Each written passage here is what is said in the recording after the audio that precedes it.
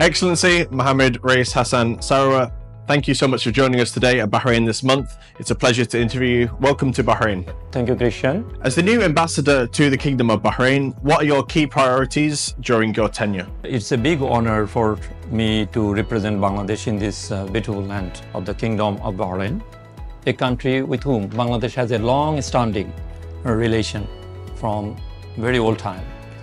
And as a new ambassador, I'm proud to be here to serve not only at government level, also for the community.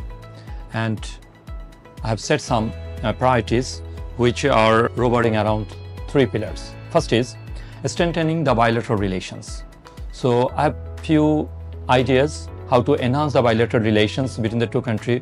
At the beginning, I feel like that the full potentials has not been realized, and both countries has more potentials to explore, to unlock. It may not be only centered around labor. It can be commerce, trade, ICT, AI, and other fields. My next focus is welfare of the community of Bangladesh here in Bahrain, because the second largest community now in Bahrain is Bangladesh. So it's a huge responsibility for this embassy to take care of them, to support them, to stand by them in their need.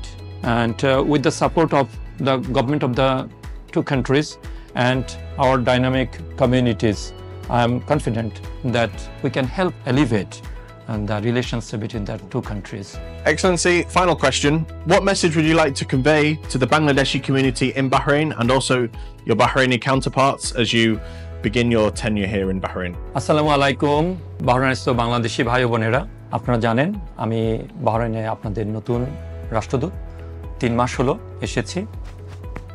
আমি অত্যন্ত গর্বিত যে আপনাদের সাথে আমি আছি, আপনাদের সাথে কাজ করব। আপনাদের সম্পর্কে আমার বক্তব্য হচ্ছে, বিদেশে আপনারা শুধুমাত্র যে কাজ করছেন তা না, বিদেশে আপনারা বাংলাদেশের প্রত্যেকেই বাংলাদেশের রাষ্ট্রদূত। আপনারা বাংলাদেশের সম্মান, বাংলাদেশের সমৃদ্ধি, বাংলাদেশের ঐতিহ্য আপনারা বহন করেন। আপনারা এমন কোনো কাজ করবেন না যাতে বাহরাইনের মানুষ বাংলাদেশ সম্পর্কে ভুল ধারণা করে, বাংলাদেশের মানুষ এবং দেশ সম্পর্কে তাদের নেতিবাচক ধারণা তৈরি হয়। আমরা একটা গর্বিত জাতি। বাংলাদেশ পৃথিবীর 8ম বৃহত্তম দেশ জনসংখ্যা হিসেবে।